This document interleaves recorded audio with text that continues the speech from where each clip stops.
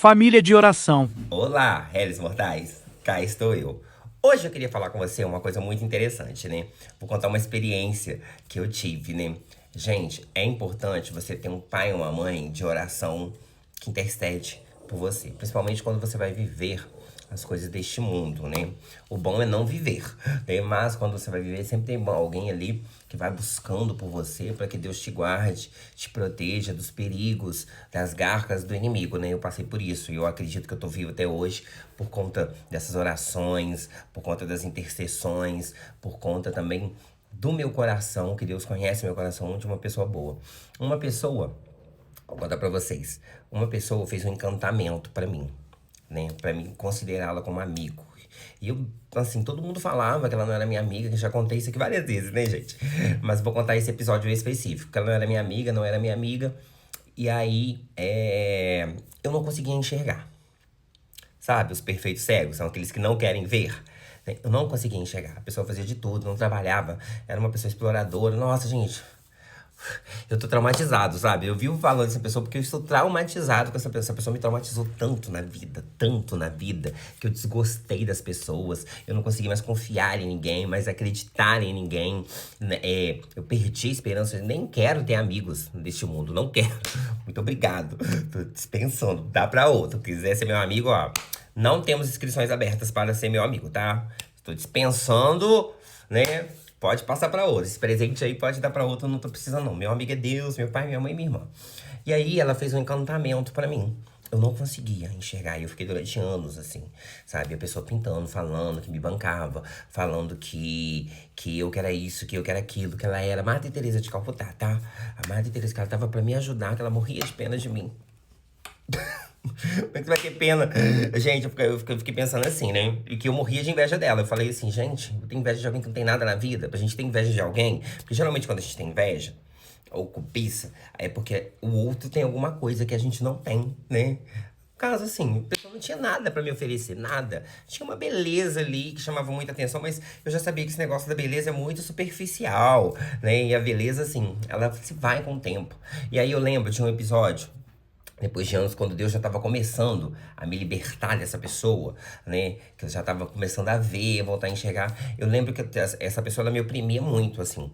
Me ligava de manhã, me ligava de tarde, me ligava o dia inteiro, controlando os meus passos, querendo que sabia o que eu estava fazendo, pra me manipular, tá? Pra me manipular. Então eu chegava pra ir pra faculdade, ela já me ligava pra passar na casa dela, aí voltava da faculdade. Ela tinha que estar sempre assim, eu tinha que estar sempre por perto ali pra ela não perder o controle da minha vida.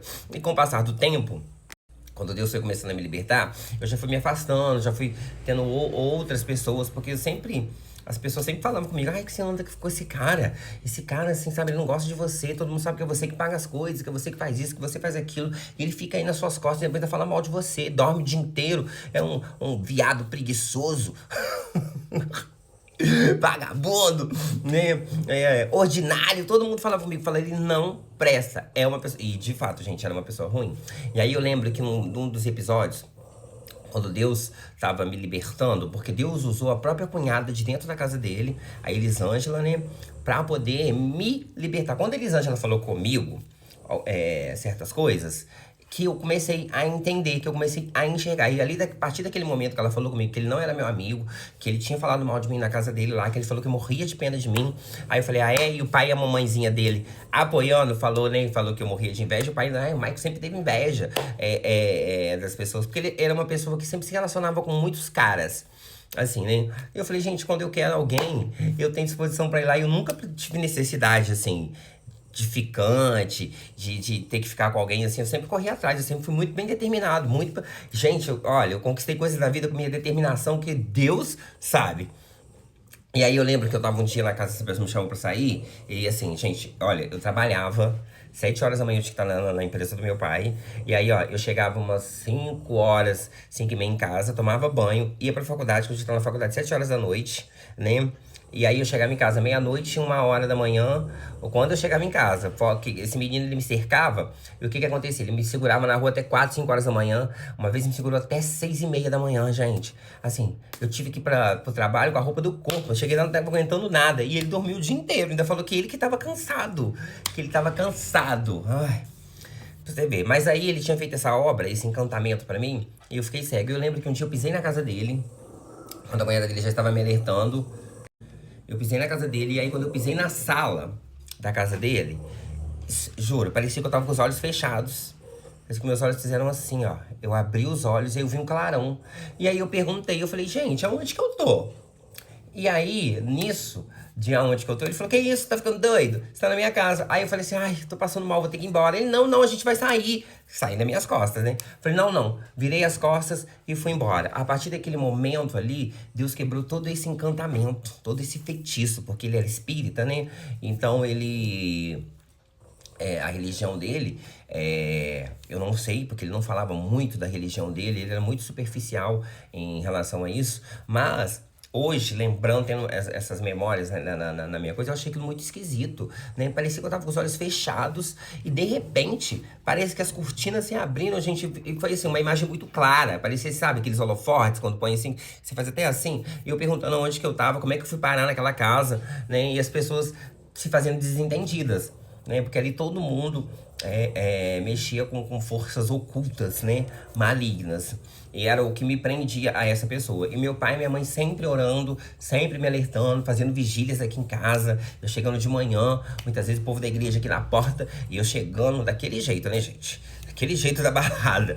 E continuou sempre orando, até Deus realmente me libertar deste Satanás.